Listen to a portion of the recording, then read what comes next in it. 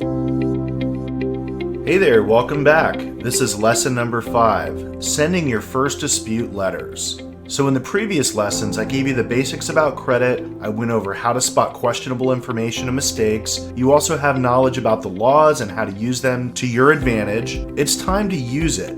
Are you ready? Great. This lesson will give you a clear understanding of how to get started sending your first letters and help guide you along the basic dispute process. I'm going to help you visualize the process of credit repair and how to get started.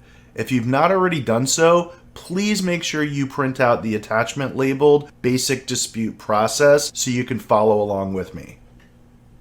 So you're ready to fire off some disputes. I say go ahead and grab the low-hanging fruit first. And what I mean by that is, if you want to remove as much negative information as possible with the least amount of effort, this can be done in one of two ways. 1, verification, or 2, factual disputing. Let's make sure we all understand the terminology. So verification is when you place the burden of proof on the credit bureaus to verify the questionable information. When the credit bureau receives the verification request, they are required under the FCRA to contact the furnisher of the information and either verify that it's correct or delete the negative information. The other method is factual disputing. Factual disputing is when you're disputing the item based on the fact that something about the item is inaccurate, outdated, or incomplete. Now, a lot of people get both of these terms confused with validation. Just to be clear and hopefully provide some clarity here, validation is when you're demanding a third-party debt collection agency or furnisher to provide proof that the account is accurate. This is not sent to the bureaus, it's sent directly to the debt collector. So when you're sending off your first dispute letters, I always recommend that you start with the path of least resistance, which is always verification. You can choose round 1 as your letter, and the only thing you need to change on that letter are 2 little areas. 1, the reason to suggest that you feel the items are questionable, and 2, the instruction to state that you want the bureau to verify the items are 100% accurate or to remove them. You'll be really surprised at how many items are deleted simply because the furnisher fails to respond to the bureaus within 30 days or fails to verify that the item is 100% accurate. So go ahead and request verification a few items at a time. If you're aware of any actual factual errors or inaccurate or outdated or incomplete information, you can also start factually disputing if you like. For example, if you settled a collection account and you have a written agreement that the account would be deleted, go ahead and include that proof and factually dispute it as one of your first items. That's low-hanging fruit. Then, as another example, maybe you have a late payment showing up that's over 7 years old. Dispute that as well. That's a factual error. And like I said before, the idea of factual disputing is to try to pinpoint errors and or inaccuracies if at all possible, as opposed to just sending out a bunch of blanket disputes. Alright, so we're ready to send out some letters to the credit bureaus using round 1. I want to let you in on a dirty little secret. Most of the biggest credit repair companies in America, the ones making millions and millions of dollars selling credit repair, they all use the same round 1 letter in 90% of the letters that they send. It may seem basic, but it's highly effective. After you've decided what you want to dispute, it's time to put it in writing. Now, our software makes this process incredibly easy. It can automatically import your credit reports, pre-populate everything for you. So basically, you just simply choose the letter you want, choose the reason and instructions from a drop-down menu, and click print. You can also do this on your own without software, but you're going to need to know a little bit more about the process. You're looking at an infographic flowchart. This is the first step in the chart. If you haven't already done so, please make sure that you download and print out the basic dispute process, which you can find in our bonus items. This chart will help you fully understand what letters to send, when to send them, and why. There's some basic rules you need to know if you want your letters to be effective. 1, always use round 1 first. It's simple for a reason. You can find the round 1 letter attached to this course.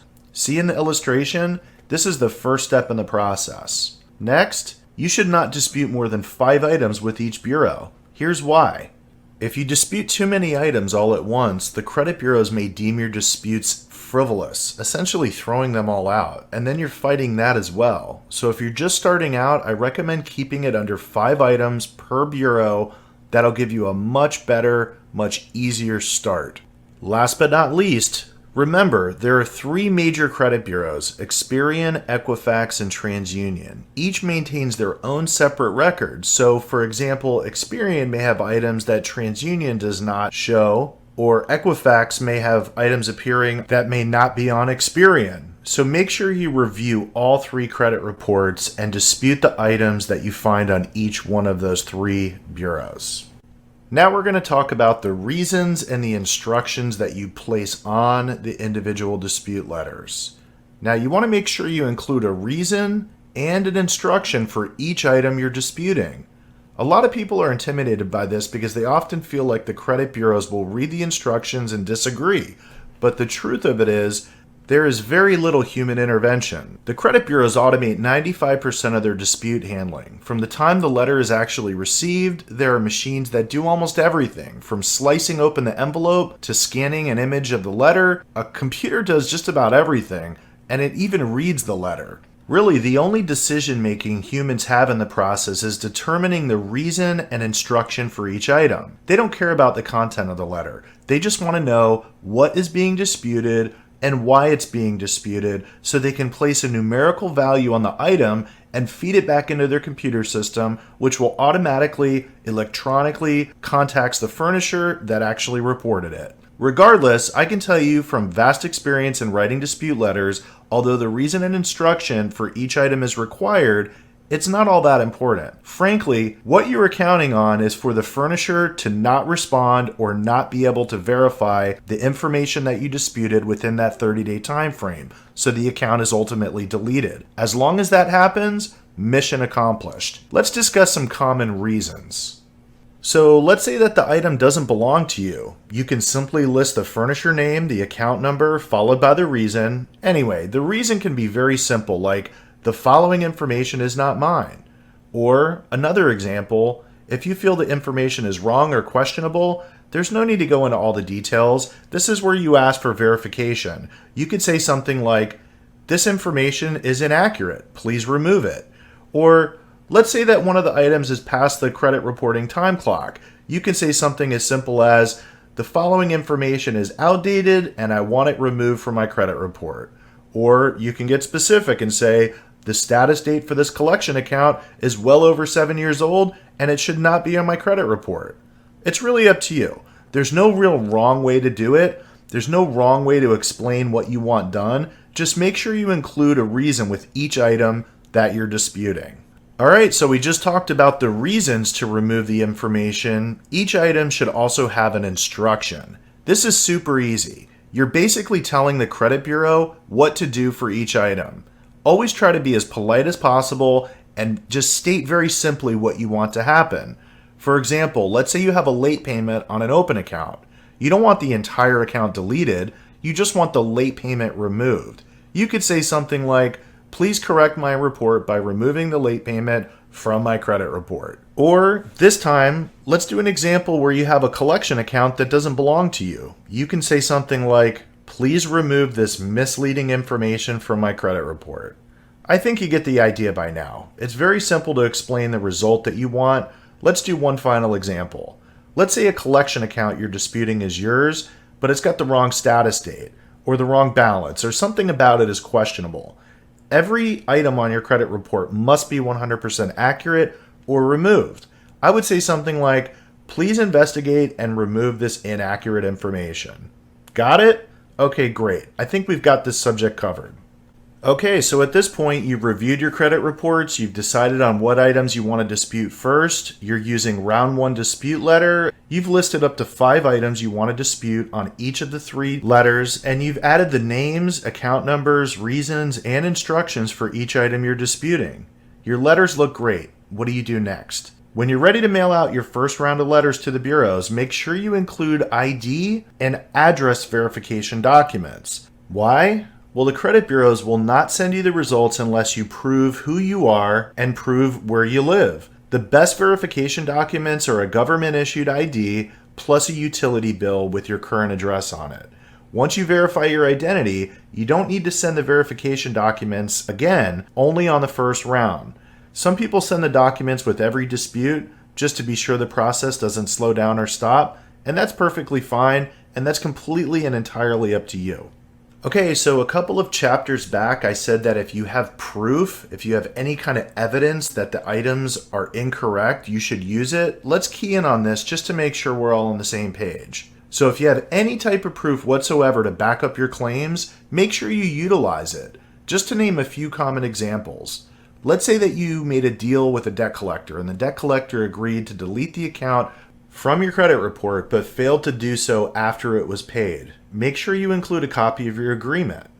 Or maybe you were a victim of identity theft and you have a police report. Definitely include a copy. Sometimes creditors make mistakes, and if you have any letters that say it, use them. I've seen situations where people have canceled checks for both paid debts still appearing as unpaid on their reports. This is credit repair gold. You should absolutely insert copies with any dispute letters if you have it. So the bottom line is, if you have any proof, this would be the time to print it out and include it in your envelope.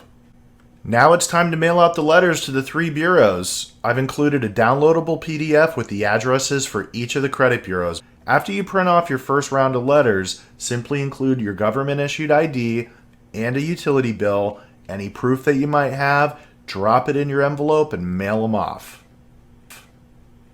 Alright, so now that you've mailed out your first round of letters, you're waiting for the 3 bureaus to respond back. Technically, the bureaus have 30 days to complete their investigation, and that 30 days begins from the date that they receive the letters that you mailed. So their investigation begins, they're going to contact the source of the information that you disputed, and generally speaking, they usually do this pretty quickly. When they're done, they're going to mail you the results. There's going to be a couple of days before the mail arrives back to you. Although the process is generally quick and usually takes under 30 days, don't be surprised if it takes up to 45 days from the time you mailed out the letters until the time you receive the results back from the bureaus. With the credit repair process, most of your time is spent waiting for results. I always call it the waiting period. This was always the exciting part for me, when the results finally arrive. When they arrive individually, one from each of the 3 bureaus, Experian, Equifax, and TransUnion. They usually arrive in plain 10 by 8 inch plain unmarked envelopes. If you're working with a client, be sure to have them forward these responses to you. When you open up the envelopes, usually you'll find one of two things. A stall letter, or B, an actual investigation. If it's a stall letter, read it and based on its contents, you can figure out what to do next. If it's an investigation result, it'll generally look like this. A couple pages of consumer disclosures advising you of your rights. Usually it'll have a blank page which says intentionally left blank, a full or partial credit report, and also an investigation results page. This page usually lists the accounts that were investigated along with the outcome of each individual investigation. The latter, the investigation results page, is really what you're looking for.